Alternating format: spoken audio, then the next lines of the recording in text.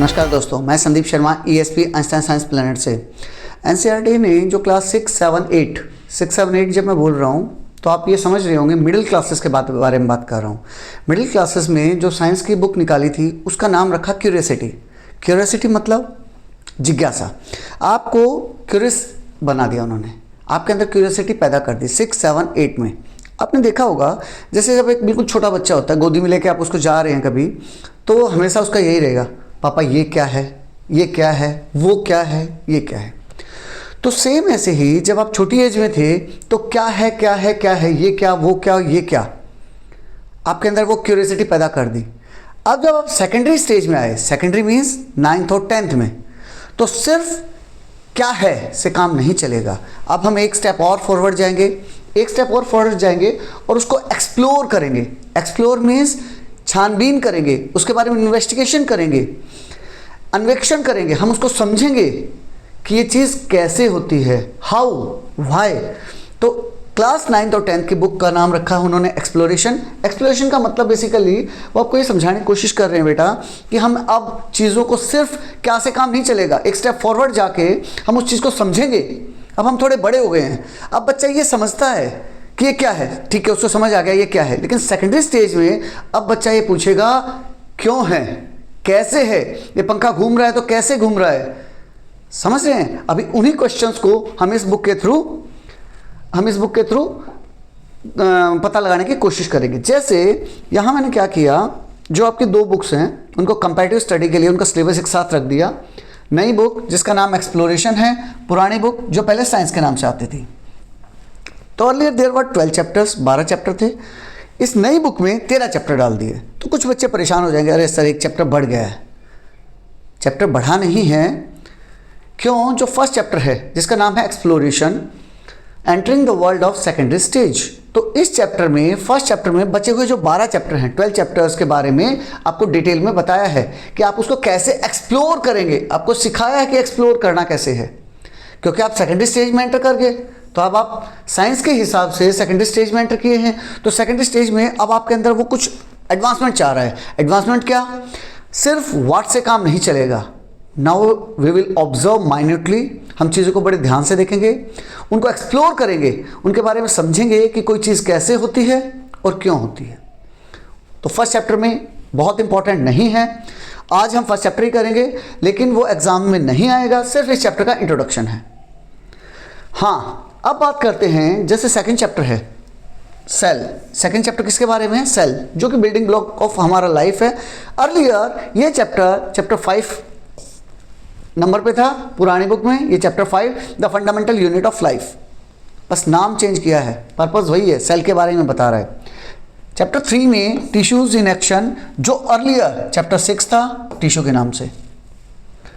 Chapter 4 describing motion around us, जो पहले chapter 7 के नाम से था, सिर्फ मोशन दे रखा था, अभी उसने डिस्क्राइबिंग मोशन अराउंड अस, बात वही है, कुछ स्पेशल नहीं है। Chapter 5 exploring mixture and their separations, mixture को एक्सप्लोर करेंगे कि मिक्सचर कैसे होते हैं और उनके सेपरेशन के बारे में समझेंगे। जो हमने पहले चैप्टर नंबर 2 में पढ़ा था, is matter around us pure, जो मैटर हमारे चारों तरफ है क्या वो प्योर है, इस नाम से पढ़ा था। अभी हम पढ़ेंगे exploring mixture and their separation.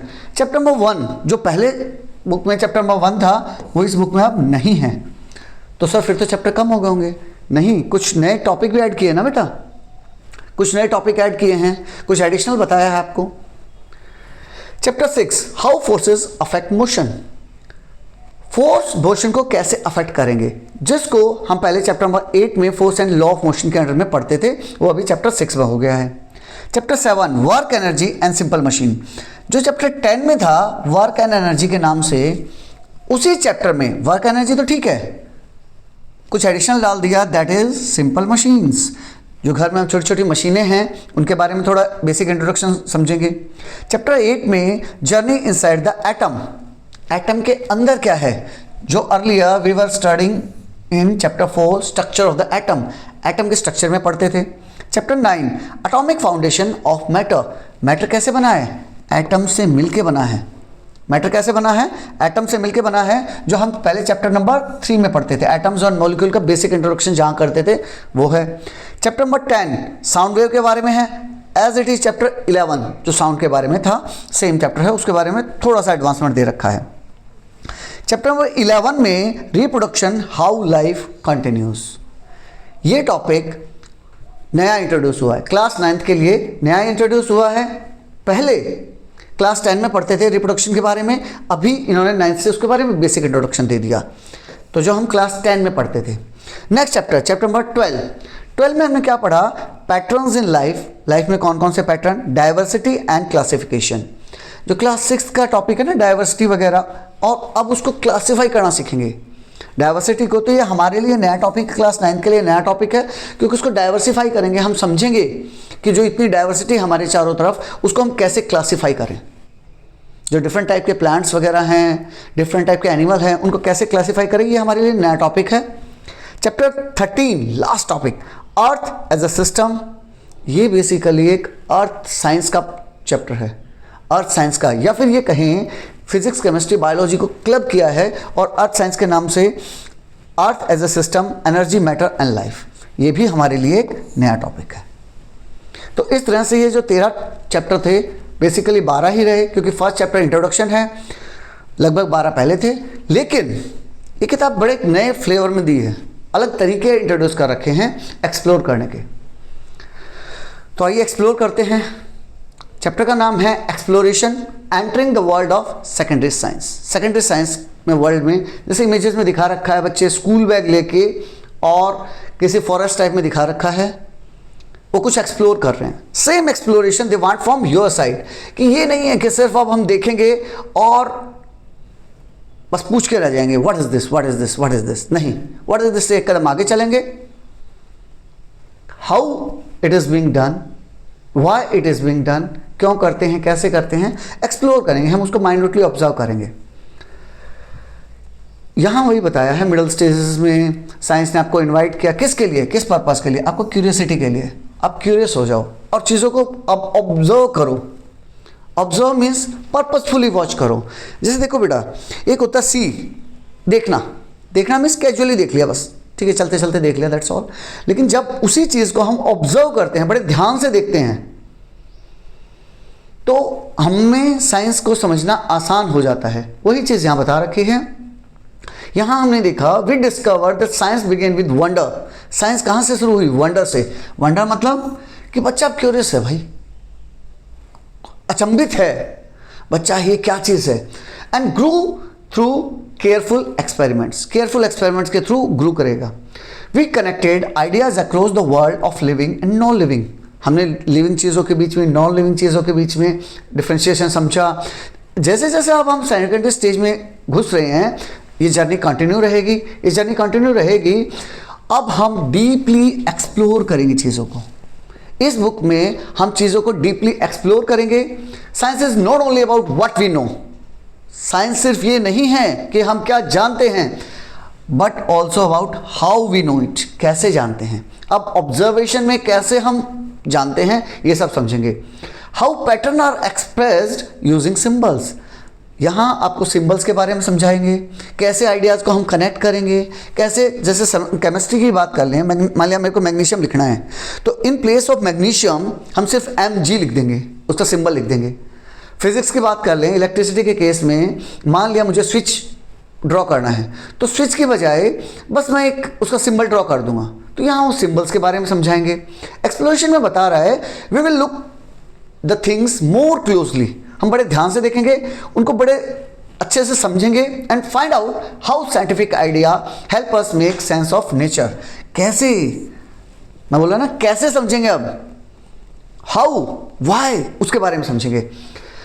To reflect the approach of this textbook, the page number, अब पेज नंबर के बारे में बता रहा, कुछ ज़्यादा इंटरेस्टिंग नहीं है, जैसे बताया है इसने। पेज नंबर मैं आपको दिखा देता हूँ, ये देखिए पेज नंबर 2 है, तो पेज नंबर 2 को किस में डाला उसने, मैग्नीफाइंग ग्लास में डाला। मैग्नीफाइंग ग्लास का यहाँ सिंबोलिज्म को समझिए, उन्हें सिंबल्स का यूज़ कर रखा है। कैसे, सिंबल के थ्रू पेज नंबर 2 कैसे दिया है, पेज नंबर 3 को मैग्नेट का यूज़ करके दिया है। तो पेज नंबर 2 को देखिए, ऐसे पूरी बुक की नंबरिंग इसी टाइप से कर रखी है। ये बताया है कि मैग्नीफाइंग ग्लास का हम यूज़ करेंगे, मतलब हम हर एक चीज़ को बड़े ध्यान से ऑब्जर्व करेंगे। ठीक है, मैंने ध्यान से ऑब्जर्व कर लिया, एक्सप्लोर कर रहा हूँ, लेकिन यहाँ कंपास दिया है। कंपास का मतलब डायरेक्शन पे बड़ा ध्यान रखना है कि हम किस दिशा में जा रहे हैं। ये नहीं कि एक्सप्लोर कर रहा हूँ और कुछ डायरेक्शन का पता ही नहीं है कहाँ जाना है। पर्पसफुली एक्सप्लोर करेंगे, जानबूझ के, समझ के कि किस दिशा में जाना है। तो ये हमें डायरेक्शन के बारे में बता रहा है, ये हमें ऑब्जर्वेशन के बारे में बता रहा है। यही नंबरिंग का पैटर्न उन्होंने यूज़ किया है। अब बताया है आगे, साइंस क्या चीज़ है। साइंस का मतलब जो हमारे चारों तरफ नेचुरल वर्ल्ड है उसको हम गहराई से समझेंगे। तो जो नेचुरल वर्ल्ड हमारे चारों तरफ है, that is very much complex, बहुत ही मुश्किल है। जो हमारे चारों तरफ चीज़ें हैं, चीज़ें चल रही हैं, वो बहुत मुश्किल हैं। अगर मैं इस चीज़ को पूरे अच्छे से फुल डिटेल में समझना चाहूँ तो इट इज़ क्वाइट इम्पॉसिबल, बहुत मुश्किल हो जाएगा मेरे लिए। तो हम उस चीज़ को आसान बनाने के लिए हम क्या करेंगे, उन चीज़ों को आसान बनाने के लिए हम कुछ सिंबल्स का यूज़ करेंगे। जैसा आपने देखा होगा, यहाँ एग्जांपल दे भी रखा है कि मान लिया कोई कार जा रही है, तो जब हम कार जा रही है तो क्या रियल कार को हम फील करते हैं? नहीं, हम उसकी जगह एक ड्राइंग बना लेते हैं कार की, कोई पॉइंट बना लेते हैं कि भाई ये कार है, यहाँ से यहाँ जा रही है, पॉइंट ए से पॉइंट बी तक जा रही है। तो जब पॉइंट ए से पॉइंट बी तक जा रही है तो क्या उस कार के अंदर जो रियल में सारी दिक्कतें आती हैं, कार किस ब्रांड की है, कार पेट्रोल की है, सीएनजी की है, कार डीजल की है, ऐसा सब कुछ करते हैं क्या? नहीं, हम दो तीन चीज़ों पे, जैसे छोटी क्लास होगी तो हम सिर्फ दो तीन चीज़ों पे कंसंट्रेट करेंगे कि भाई डिस्टेंस कितना है, स्पीड कितनी है, टाइम कितना लगेगा, बस इतना सोच के छोड़ देंगे। थोड़ा और हाई फाई हो जाएंगे तो हल्का फुल्का एयर रेजिस्टेंस वगैरह इंक्लूड कर लेंगे, लेकिन हर चीज़ को हम इंक्लूड नहीं करते हैं। तो वही समझा रखा है कि हर चीज़ को, तो आपको लगेगा कि यार इसका मतलब कुछ चीज़ें मिस कर देते हैं, नहीं, यही बता रहा है बेटा, हम अजम्पशंस बनाते हैं, हम अज्यूम करते हैं चीज़ों को, ये कैसे होगा ये, और उसके बाद डेलिबरेटली इग्नोर कर देते हैं कुछ चीज़ों को। डेलिबरेटली मतलब जानबूझ के कुछ चीज़ों को इग्नोर कर देंगे और फिर हम कैलकुलेट करेंगे। जैसे कार का ही एग्जांपल ले लो, मान लो ये कार है,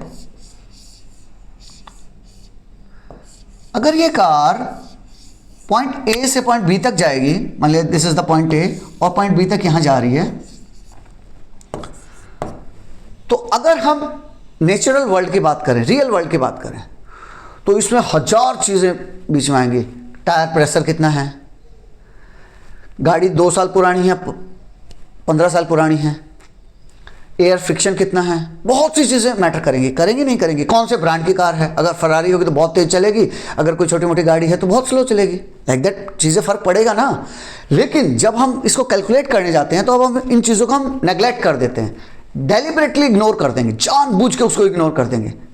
रियली में हम क्या करेंगे, उसको अजम्पशंस बनाएंगे, ये सारी चीज़ें इग्नोर कर दी और अब हम समझेंगे कि उसकी ये डिस्टेंस कितनी है, कितना टाइम लिया, distance divided by time is equal to speed. So simple, हमने जानबूझ के चीज़ों को आसान कर लिया। वही चीज़ यहाँ बता रहा है, एग्जाम्पल के और कई सारे रीज़न बता रहा है कि भाई यार मान लिया गिरता हुआ ऑब्जेक्ट है, एक फॉलिंग ऑब्जेक्ट है और हम ग्रेविटेशन के अंडर में पढ़ रहे हैं। तो आपने देखा होगा जब ग्रेविटेशन के अंडर में पढ़ रहे हैं तो हम एयर रेजिस्टेंस और उन सब को नेग्लेक्ट कर देते हैं, जानबूझ के इग्नोर कर देते हैं, सिर्फ और सिर्फ हम ग्रेविटेशन को पढ़ते हैं। या फिर फोर्सेस की बात कर लें, जब हम फोर्सेस की बात करते हैं तब भी जो फोर्स अप्लाई किया है सिर्फ उसी के बारे में बात करेंगे। हायर क्लासेस में जाएंगे 11th-12th में तो फोर्सेस के बारे में बात करते करते फिर हम फ्रिक्शन भी घुसा देंगे बीच में।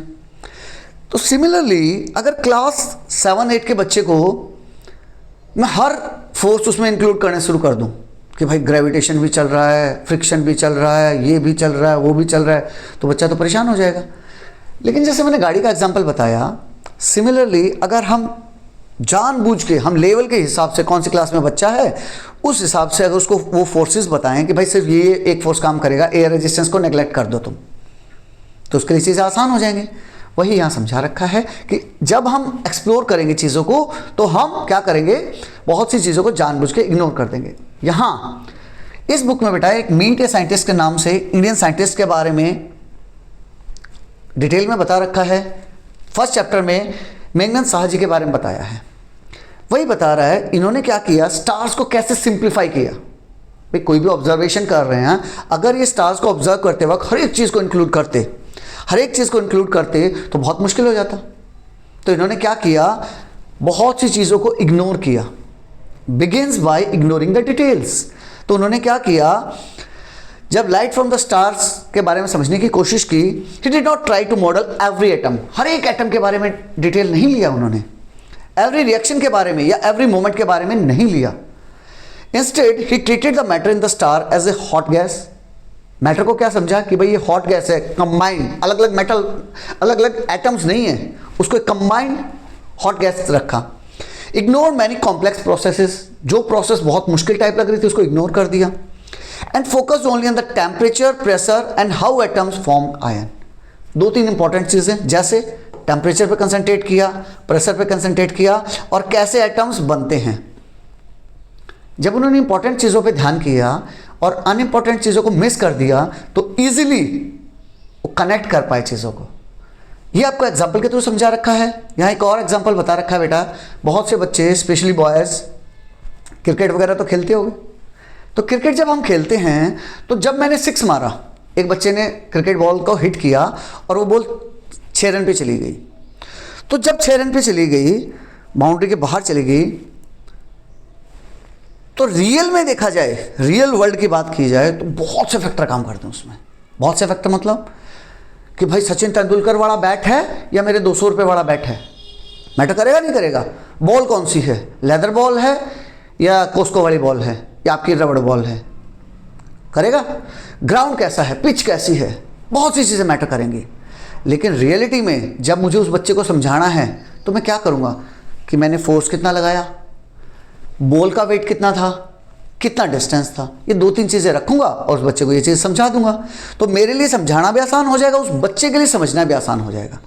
लेकिन अगर वही मैं सारी चीज़ें कैलकुलेट करते जाऊँ, it will be very difficult task for me and also for the child.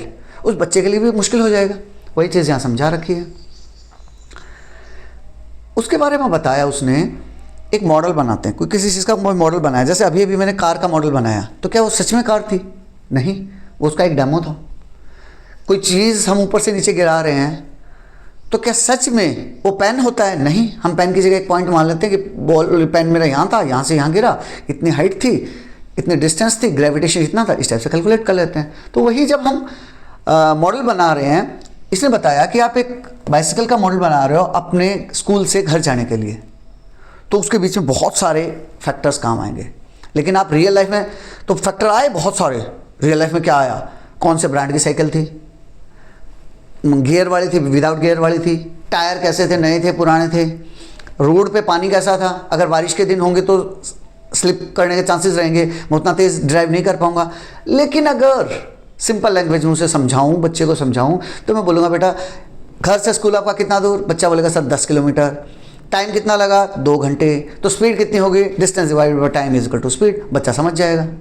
यही चीज़ें यहाँ बता रखी हैं कि जितना, लेकिन क्या एक साइंटिस्ट उस चीज़ को कर रहा होगा, कैलकुलेशन कर रहा होगा, तो क्या ये 3 चीज़ें लेगा? नहीं, वो अपने लेवल के हिसाब से चीज़ें बढ़ाते जाएगा। तो वही बता रखा है। अब आप मिडिल क्लासेस को कवर करते हुए सेकेंडरी स्टेज में आ गए हैं। तो अब आप व्हाट इज दिस से काम नहीं चलेगा। You have to explore the things. Main theme यही है। अगर आपको ये बात समझ आ गई, तो ये सारे एक्सप्लेनेशन बार बार दे रखे हैं।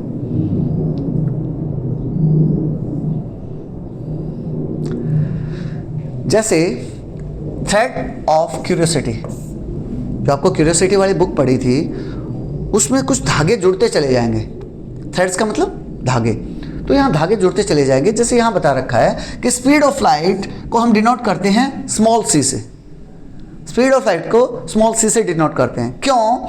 क्योंकि बेटा अर्लियर, जब आपको पता है इंग्लिश लैंग्वेज पे लैटिन और ग्रीक वर्ड्स का बहुत असर है, तो जो स्पीड ऑफ लाइट है ना, दैट इज नोन एज सेलेरेटस।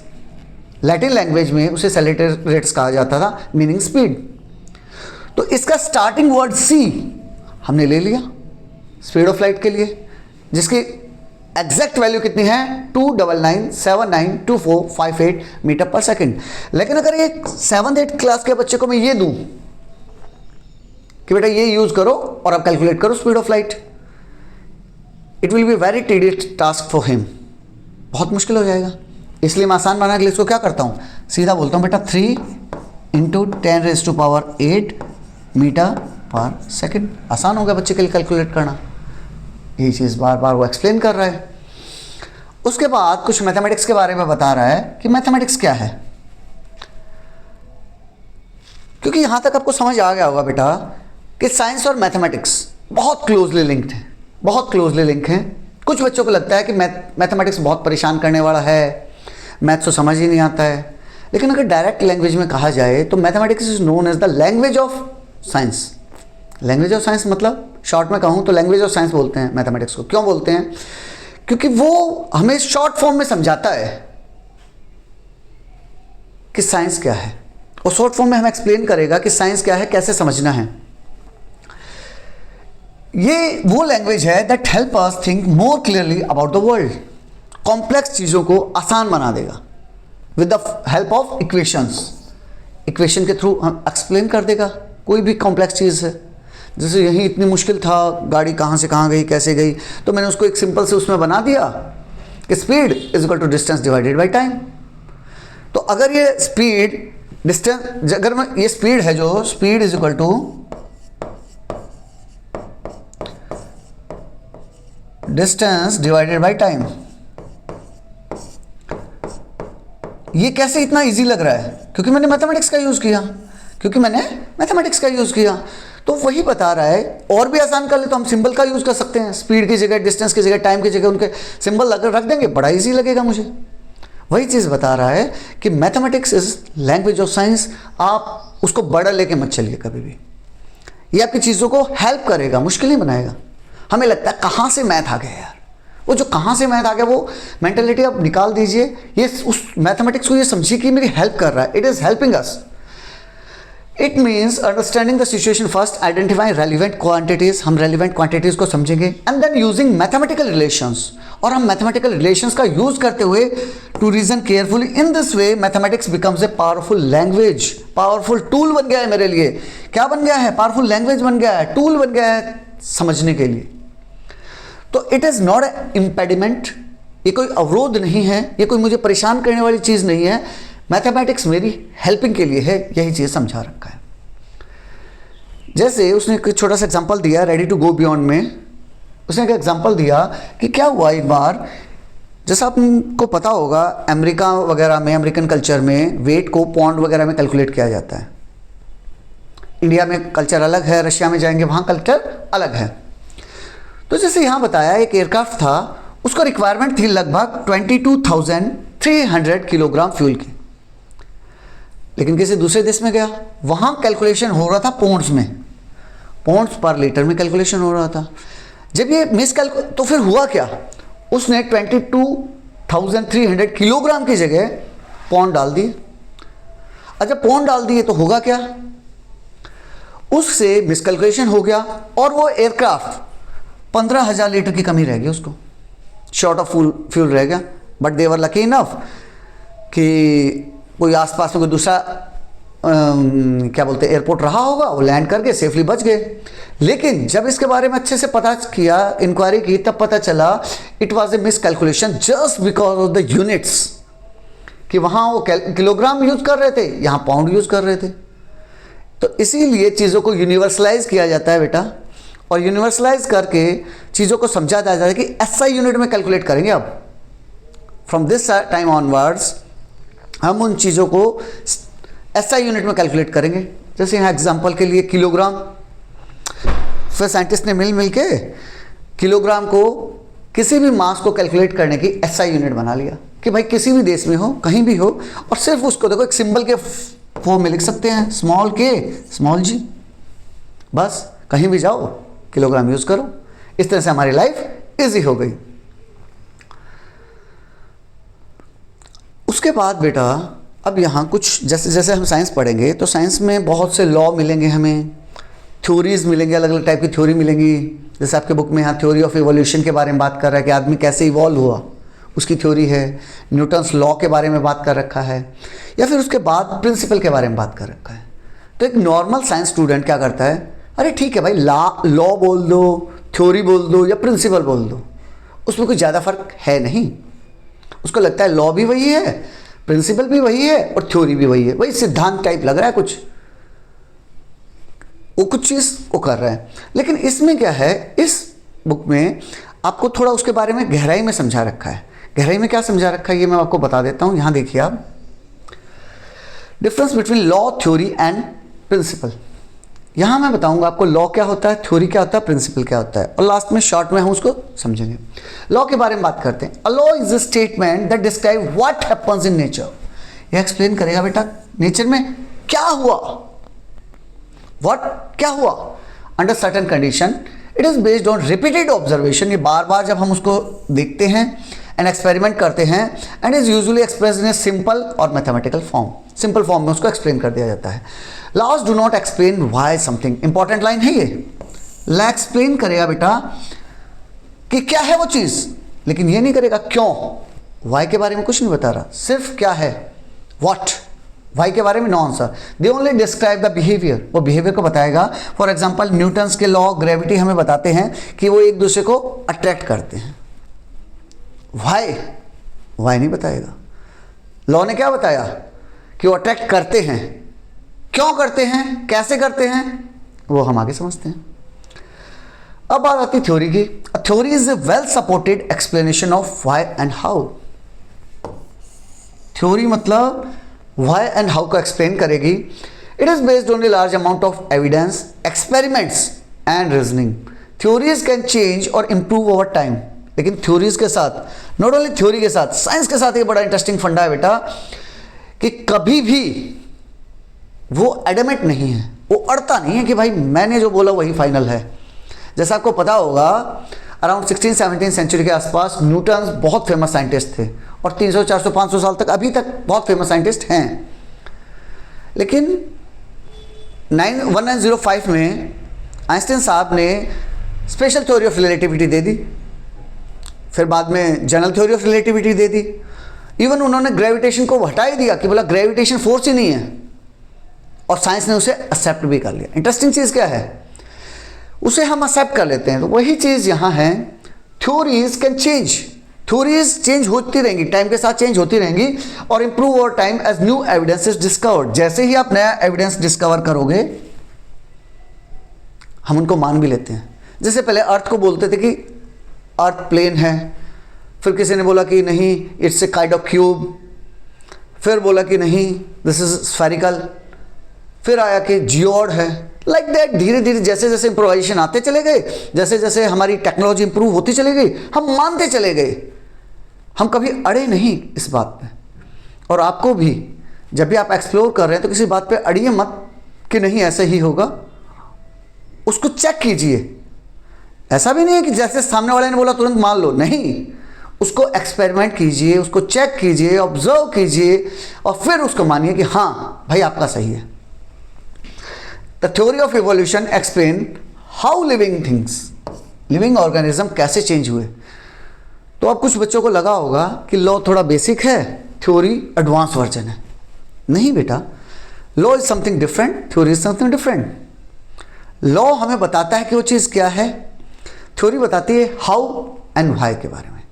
लेकिन ये मत मानिए कि लॉ छोटी चीज़ है, थ्योरी उससे बड़ा है, ये दो अलग अलग चीज़ें हैं। जैसे कोई कहे टीचर कि physics is the best, chemistry वाला टीचर कहेगा केमिस्ट्री इज द बेस्ट, तो क्या उन दो के बीच में कोई कंपैरिजन है? नहीं, फिजिक्स अपनी जगह जरूरी है, केमिस्ट्री अपनी जगह जरूरी है। We should not compare these two. Similarly यहाँ लॉ और थ्योरी के बीच में या प्रिंसिपल के बीच में ये मत मानिए कि ये बड़ा है ये छोटा है, सर इससे ये छोटा पड़ेगा ना, ऐसा कुछ नहीं है। लॉ अलग चीज़ है, थ्योरी अलग चीज़ है। Last but not the least, principle. अब principle is a basic rule. अब ये इन दो से थोड़ा अलग है, ये बेसिक रूल के बारे में बताएगा या फिर जनरल ट्रूथ के बारे में बताएगा जो कि फाउंडेशन ऑफ सिस्टम बनाता है।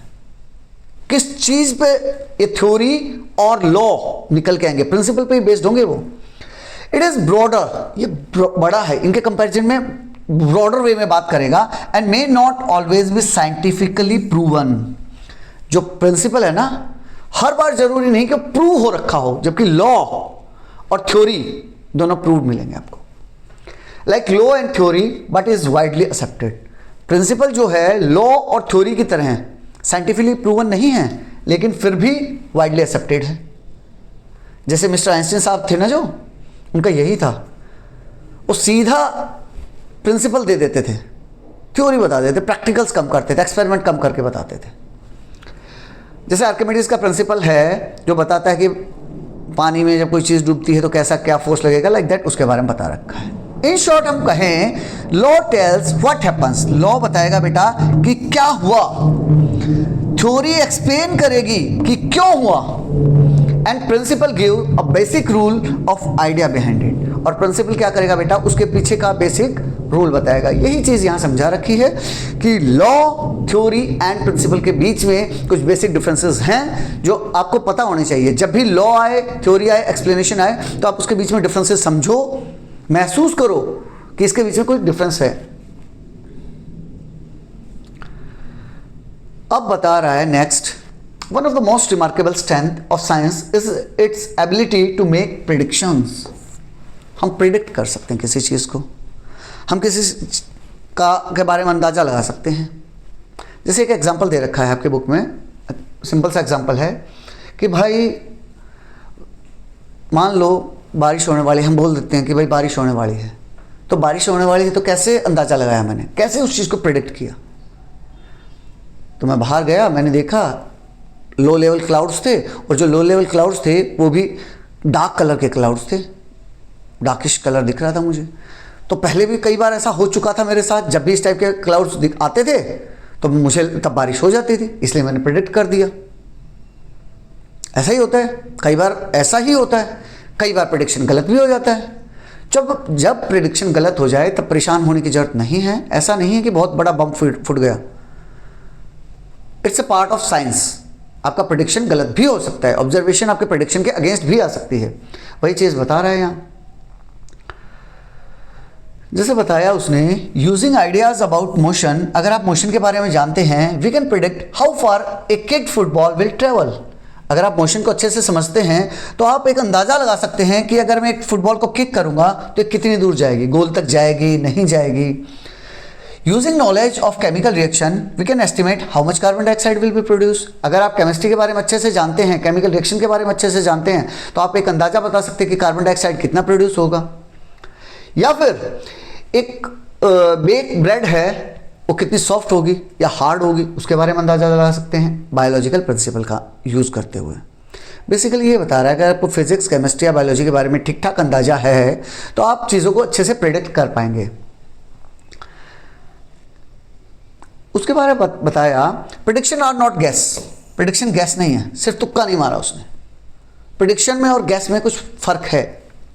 यहाँ बता रहा है पॉज एंड पॉइंटर में कि आपने एक प्रेडिक्शन लगाया कि आज का मैच कैसा होगा, आज के मैच में कौन चौके मारेगा, कौन छक्के मारेगा, कितने रन बनेंगे। क्या वो गैस वर्क है या प्रेडिक्शन है? वो प्रेडिक्शन है बेटा। कैसे? आपने अगर अच्छे से उस टीम को ऑब्जर्व किया है, आपने वहाँ की वेदर कंडीशंस के बारे में अच्छा खासा आइडिया है, गुवाहाटी में मैच हो रहे हैं, अहमदाबाद में मैच हो रहे हैं, तो आपको पता होना चाहिए कि अहमदाबाद में हाई स्कोरिंग पिच है, लो स्कोरिंग पिच है, कौन सी टीम खेलने जा रही है, बैटिंग कौन कर रहा है, बॉलिंग कौन करेगा। उस हिसाब से अगर आप सब कैलकुलेट करने के बाद अगर आप एक रिजल्ट बना रहे हैं तो दैट इज़ प्रेडिक्शन। लेकिन अगर आप सिर्फ अंदाजे से तुक्का मारें, जिसको क्रिकेट का ABC नहीं पता, और वो बोल दे कि हाँ भाई 50 ओवर में तो 250 रन बनेंगे ही बनेंगे, तो ये गैस है। उसने कोई अंदाजा नहीं लगाया, उसके कोई प्लेयर्स के बारे में नहीं समझा, तो वो एक गैस के कैटेगरी में आएगा। अब बता रहा है how do we check predictions, prediction को कैसे चेक करेंगे।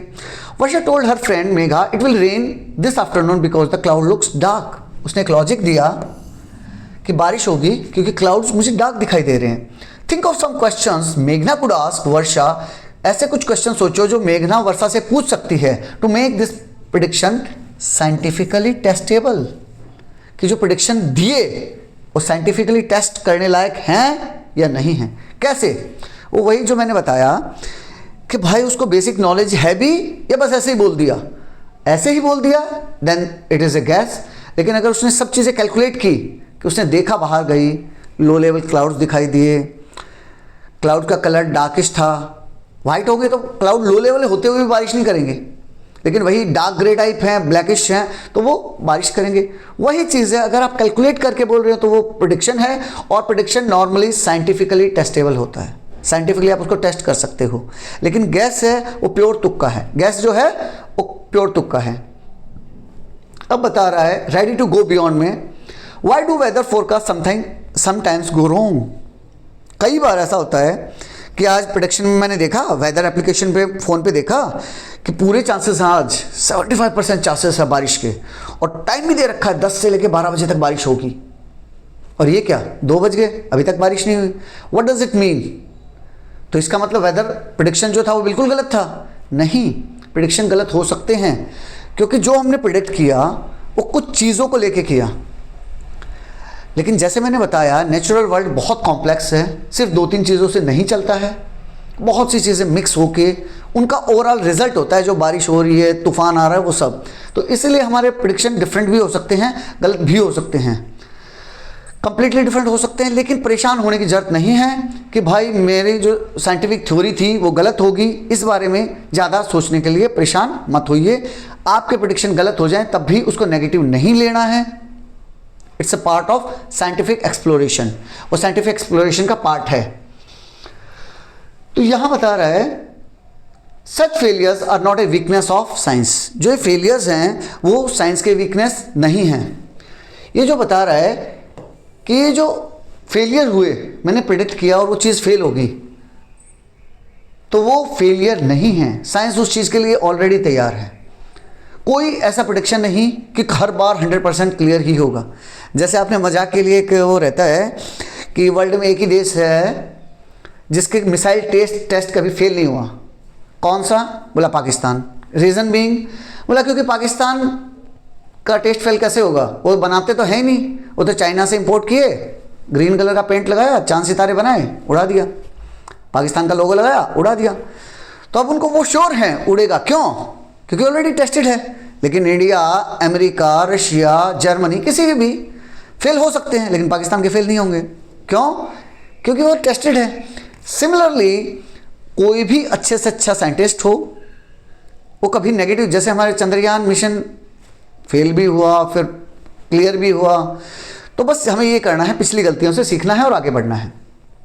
थ्रेड ऑफ क्यूरियोसिटी में बता रहा है checking viral claims on social media, social media पे कुछ वायरल क्लेम्स आए थे।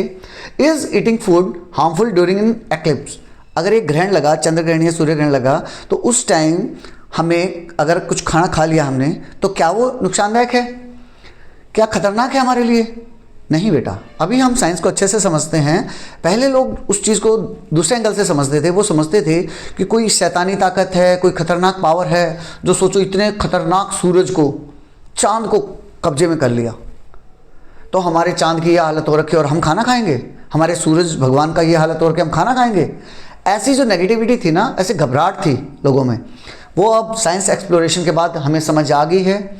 एक्सपेरिमेंट से, एक्टिविटीज़ से हम समझ चुके हैं, एडवांस इंस्ट्रूमेंट आ गए हैं जो हमें क्लियरली बता रहे हैं कि इसमें सिर्फ शैडो का खेल है, मून बीच में आ गया है इसलिए सूरज दिखाई नहीं दे रहा है, बस इतना ही है। तो ये सब जो वायरल क्लेम्स हैं, इसका मतलब वो रॉन्ग है। उसके बारे में बात बताया कि जैसे आप क्लास 9th और 10th में एक्सप्लोर करेंगे, उससे आगे जाएंगे, चीज़ों को समझेंगे। A helpful strategy is to first understand the situation being studied, then identify the quantities that matter. तो आपको करना क्या है? पहले आइडेंटिफाई करनी है वो क्वांटिटीज जो आपके लिए मैटर करेंगी, and finally make a rough estimate to check whether an answer make sense. और आप एक रफ एस्टिमेट बना के देखेंगे क्या वो रफ एस्टिमेट काम कर रहा है। बात समझ रहे हैं? पहले एक स्ट्रेटेजी बनाइए, सिचुएशन को समझिए कि कौन कौन सी क्वांटिटी आपके लिए इंपॉर्टेंट हैं। सेम अगेन कार का एग्जांपल, अगर मैं 9th 10th के बच्चे को, 7th 8th के बच्चे को समझा रहा हूँ, तो उसके लिए 3 चीज़ें इंपॉर्टेंट हैं, distance, speed and time. Rest और चीज़ें मैंने नेगलेक्ट कर दी। वही बता रहा है कि आप उन क्वांटिटीज़ को देखिए, कौन कौन सी आपके लिए ज़रूरी हैं, कौन कौन सी ज़रूरी नहीं हैं। उसके बाद एक एस्टिमेट बनाइए। Exact values are not always necessary specially in the early stage of reasoning. जब हम एस्टिमेट बनाएंगे तो बहुत बार ऐसा होगा एस्टिमेट गलत भी बन जाएगा, बहुत बार ऐसा होगा एस्टिमेट गलत बन जाएगा। जैसे यहाँ बता रहा है कैसे गलत बन जाएगा। यहाँ उसने एक फैमिली के लिए, एक फैमिली है जिसमें 4 लोग हैं, एक फैमिली है 4 लोगों का, उनका एक महीने का राशन उसको कैलकुलेट करना है। भाई उनको अंदाज़ा लगाना है, राइस खरीदने जा रहे हैं वो लोग, तो उनको अंदाज़ा लगाना है कितने किलो राइस मेरे लिए सफिशिएंट रहेगा। जैसे एक आदमी की रिक्वायरमेंट है 2000 to 2500 kilo calories per day. तो अगर वो कैलकुलेट करने जाएं और 100 ग्राम के हिसाब से कैलकुलेट करते चले जाएं कि इतने में इतना होगा, इतने में इतना होगा, तो it will be tedious task, उनके लिए मुश्किल हो जाएगा। सिमिलरली अगर वो टन में कैलकुलेट करने जाएं, उसको टन होता है बेटा 1000 किलोग्राम, तो वो एक बड़ी यूनिट हो जाएगी। 100 ग्राम एक छोटी यूनिट हो जाएगी। टन में कैलकुलेट करेंगे कितने टन रिक्वायरमेंट है, तो बड़ी यूनिट हो जाएगी। तो इसलिए better to calculate in kilogram. तो क्या करेंगे बेटा, सॉरी, वो कैलकुलेट करेंगे कि 2000 से 2500 किलो कैलोरी हर बंदे को चाहिए। बंदे कितने, टोटल 4, कितने दिन के लिए चाहिए, 1 महीने के लिए चाहिए। तो वो इस टाइप से कैलकुलेट करेंगे और जो ओवरऑल एस्टिमेट आएगा ना, वो सम टाइम कुछ किलो में आएगा। वो कैसा आएगा बेटा, कुछ किलो की कैटेगरी में आ जाएगा। किलोग्राम होगा तो उससे वो पूरी फैमिली का कैलकुलेट कर लेंगे। फिर एक दूसरा एग्जांपल बताया 1.3, इसमें ये कैलकुलेट कर रहा है कि जो नॉर्मल ह्यूमन बीइंग है, एक आम आदमी है, व्हेन वी ब्रीथ इन, जब हम सांस लेते हैं तो सांस लेते वक्त हम कितनी ऑक्सीजन मुझे टोटल चाहिए, उसका एक रफ एस्टिमेट लगा के देखते हैं। तो उस रफ एस्टिमेट लगाने के लिए उन्होंने अंदाजा लगाया कि हर मिनट में मैंने कैलकुलेट करके देखा। मैं जब शांत बैठा हुआ था, मैंने टाइमर लिया, 0 लगाया, और जब 1 मिनट हुआ तो मैंने कैलकुलेट किया कि I have taken 12 to 15 breath, मैंने 12 से 15 सांस लिए हैं एवरेज, और टोटल कितने हैं बेटा 60 मिनट्स। तो कितने हो गए बेटा 1440 मिनट्स हो गए इन ए डे। पूरे दिन में कितने मिनट्स हो गए, इतने मिनट्स हो गए। तो इसका मतलब मैंने ओवरऑल जब मैं इसको मल्टीप्लाई करूंगा तो 18 से लेके 22,000 ब्रीथ्स मैंने पर डे लिए। 18 से 22 का बीच उन्हें एवरेज निकाल दिया। तो टोटल मुझे जो मैंने एस्टिमेट लगाया ओवरऑल सब कैलकुलेशन के बाद, मैंने लगाया कि 20,000 ब्रीथ्स मैंने ली। अब कितनी ऑक्सीजन अंदर ली हर बार, तो हर बार ऑक्सीजन अंदर लेने के लिए उसने क्या किया, एक बैलून लिया, बैलून जिसका साइज लगभग 2 लीटर है, उसको मैंने इन्फ्लेट जब कर रहा था तो कितने सांस यूज किए मैंने, 4 से लेके 5 बार। तो 2 लीटर में 4 से लेके 5 बार, तो एक ब्रेथ, अब मान लिया 2 लीटर टोटल है और 4 से मैं उसको डिवाइड कर दूं, तो 4 से जब डिवाइड करूंगा तो आंसर कितना आएगा बेटा 0.5 लीटर। कितना आया 0.5 लीटर। तो इसलिए उसने एस्टिमेट लगाया कि हर एक सांस जो ब्रीथ था मेरा वो 0.5 लीटर के आसपास था। इसका मतलब जब 0.5 को मैं 20,000 ब्रीथ से मल्टीप्लाई करूंगा तो कितना आ जाएगा 10,000 लीटर मैंने डेली इनटेक कर रहा हूं, 10,000 लीटर एयर में डेली अपने अंदर ले रहा हूं। ठीक है, अब उसी चीज को जो मैंने, ये क्या आ गया है, दिस इज प्रेडिक्शन। अब उसको कैलकुलेट करके देखते हैं।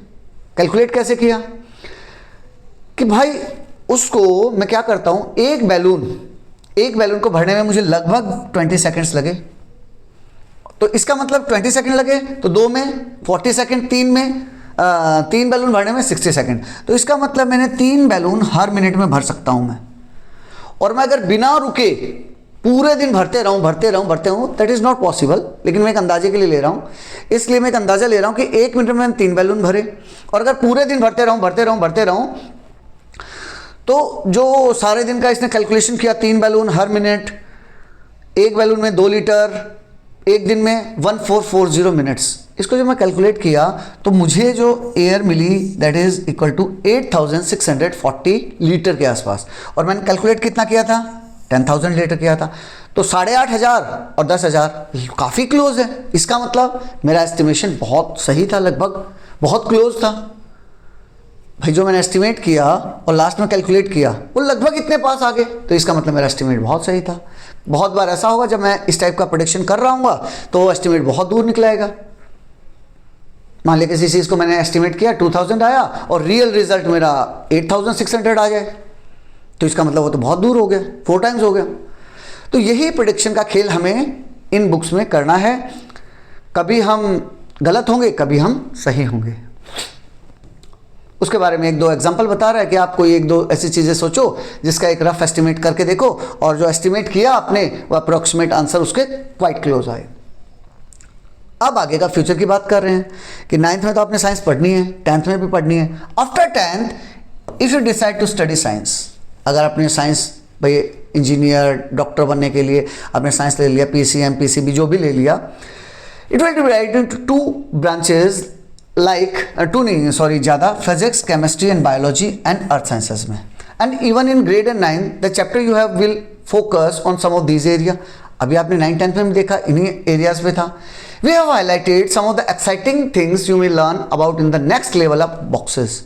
तो अगर आप इंटरेस्टेड हैं तो इस बुक में बेटा नेक्स्ट लेवल अप के नाम से बॉक्सेस दे रखे हैं।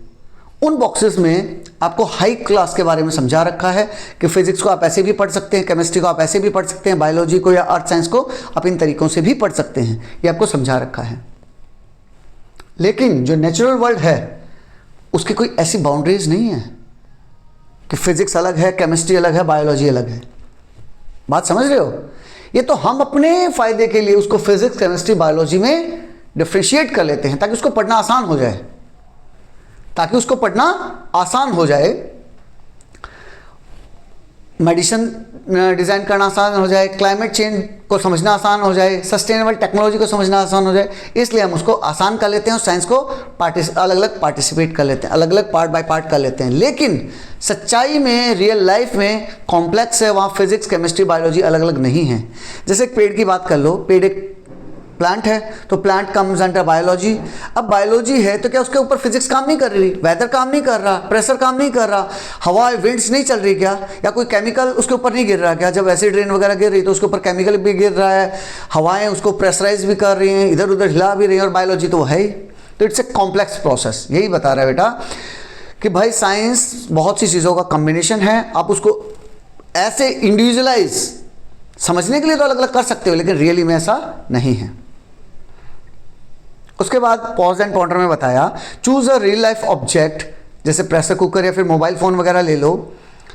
Make a sketch listing what kind of ideas from physics chemistry biology earth science और मैथमेटिक्स आर इन्वॉल्व्ड। उनके अंदर क्या क्या चीज़ें इन्वॉल्व है। जैसे यहाँ अभी आपके इसमें एक छोटी सी चीज़ ली, मास्क लिया, और मास्क को उसने बताया मास्क देखने में क्या लग रहा है, कुछ नहीं है सर, ये तो कोरोना के लिए, कोरोना के टाइम में हम मुंह पे यूज़ करते थे, तो must be involve with some biology, ऐसा हमें लगता है। बहुत छोटी सी चीज़ है तो हमें लगेगा कि बायोलॉजी से इवॉल्व है। क्यों? क्योंकि उसमें कोरोना से बचाता सर, ये मुझे कोविड-19 के टाइम में मुझे पैंडेमिक में बचाता था। लेकिन अभी यही बता रहा है इसी चीज़ में फिजिक्स केमिस्ट्री बायोलॉजी सब कुछ आ गया। कैसे? How mask works require concept from physics. Physics की कौन सा कॉन्सेप्ट? पहले मुझे पार्टिकल का मोशन समझना पड़ेगा कि भाई हवा में जो पार्टिकल आ गए, कोविड-19 के वायरस आ गए तो कैसे मूव कर रहे हैं, तो मुझे कौन बताएगा? वो मुझे फिजिक्स बताएगा, फिजिक्स मुझे समझाएगा। इलेक्ट्रोस्टैटिक अट्रैक्शन, वो कैसे मेरी तरफ, मैं एक बॉडी हूँ, मेरे अंदर कुछ चार्जेस डेवलप हो रखे हैं, कैसे वो मेरी तरफ अट्रैक्ट हुए, ये मुझे फिजिक्स बताएगा। केमिस्ट्री क्या बताएगा? जिन पॉलीमर से वो बना है, जिन चीज़ से, जिस कपड़े से बना है, वो पॉलीमर फाइबर्स के बारे में कौन बताएगा? मुझे केमिस्ट्री बताएगा। और बायोलॉजी तो है ही, क्यों? क्योंकि size and behaviour of the virus मुझे समझा रहा है। तो फिजिक्स केमिस्ट्री बायोलॉजी आ गई, तो अब मैथ्स के पीछे रह जाएगा। Modelling air flow and filtration efficiency, कैसे वो फिल्टर कर पाएगा, कौन सा मास्क अच्छा रहेगा, कौन सा खराब रहेगा, तो कैसे पता चलेगा? उसकी फिल्ट्रेशन एफिशिएंसी से पता चलेगा, उसके एयर फ्लो से पता चलेगा। ये कौन कैलकुलेट करेगा? ये मुझे मैथमेटिक्स कैलकुलेट करेगा। तो इन शॉर्ट आपको ये समझाने की कोशिश की है बेटा कि एक छोटा से मास्क में सभी सब्जेक्ट इन्वॉल्व हो गए, चारों के चारों सब्जेक्ट। तो सेम ऐसे ही हमारे चारों तरफ बहुत सी चीज़ें ऐसी हैं, जैसे मैंने आपको पेड़ का एग्जांपल बताया, बहुत सी चीज़ें ऐसी हैं जहां ये सब चीज़ें इन्वॉल्व होंगी और आपको उन सबको समझना है। हाँ, इजी बनाने के लिए हम उसको अलग अलग फिजिक्स में अलग कर लेंगे, फिर फिजिक्स में भी कुछ फोर्सेस को हटा देंगे कि ठीक है ये बहुत ज़्यादा इंपॉर्टेंट नहीं है तो सिर्फ मैं ये फोर्स पढ़ लेता हूँ, उस टाइप से हम करेंगे। Science is not just a collection of facts, collection of facts नहीं है, इक्वेशंस का नाम नहीं है, या एक्सपेरिमेंट्स का नाम नहीं है। It is a human activity shaped by, ये ह्यूमन एक्टिविटी है, हमारी क्यूरियोसिटी ने, क्रिएटिविटी ने, कोलैबोरेशन ने और केयरफुल क्वेश्चनिंग ने इस सब को मिला जुला के साइंस बनाया है। जो मैंने अच्छे से जिज्ञासा के कारण क्रिएटिविटी के कारण अलग अलग जो हम इंस्ट्रूमेंट यूज कर रहे हैं, पंखा है, लाइट है, फ्रिज है, एसी है, सब कुछ किसी न किसी की क्रिएटिविटी है, कोलैबोरेशन है, लोगों ने मिलजुल के बनाया है, एंड केयरफुल क्वेश्चनिंग है। तो वही बता रहा है बेटा, इन केस अगर आप साइंस आगे लेते हो तो थोड़ा एडवांस नॉलेज लो, अगर आप नहीं भी लेते हो, if you do not choose to study science beyond class 10, अगर आप 10 के बाद 11th क्लास में आप साइंस नहीं भी ले रहे हो, scientific thinking will be very important wherever you go. तो एटलीस्ट अपने अंदर साइंटिफिक थिंकिंग को अपने अंदर रखो, उसको जिंदा रखो। कभी भी ये नहीं कि ठीक है मुझे साइंस नहीं लेना तो मैं क्यों एक्सप्लोर करूं। आपको कॉमर्स लेना है, आर्ट्स लेना है, आपको हिस्ट्री के बारे में समझना है, ज्योग्राफी के बारे में समझना है, कुछ भी सब्जेक्ट आपका हो, आपके अंदर एक्सप्लोरेशन जरूर होना चाहिए। इसीलिए बता रहा है, लास्ट में आपके लिए वर्ड यूज किया उसने, हैप्पी एक्सप्लोरिंग। आप यही केयरफुल थिंकिंग रखते रहिए और एक्सप्लोर करते रहिए। इसी के साथ आपका ये चैप्टर यहाँ ख़त्म हो रहा है। अगर आपको इंटरेस्ट आया हो, मैं बहुत डीप में पढ़ाता हूँ, बड़ा आराम से पढ़ाऊँगा, जल्दी कोई जल्दी नहीं रहेगी, आराम से पढ़ेंगे, एक एक चीज़ को गहराई में समझेंगे, पूरी बुक कराऊँगा। क्लास 9 की पूरी एक्सप्लोरेशन बहुत जल्दी हमारी प्लेलिस्ट में मिल जाएगी आपको। आप right hand side upper most corner पे चेक कर लीजिएगा। हाँ, आपको मज़ा आया हो तो अपने दोस्तों के साथ शेयर करते रहिएगा। नई बुक है, वीडियोस बहुत कम मिलेंगे, तो अपने दोस्तों के साथ शेयर करते रहिएगा, वो भी इंजॉय करेंगे। With this I am signing off. जय हिंद, जय भारत।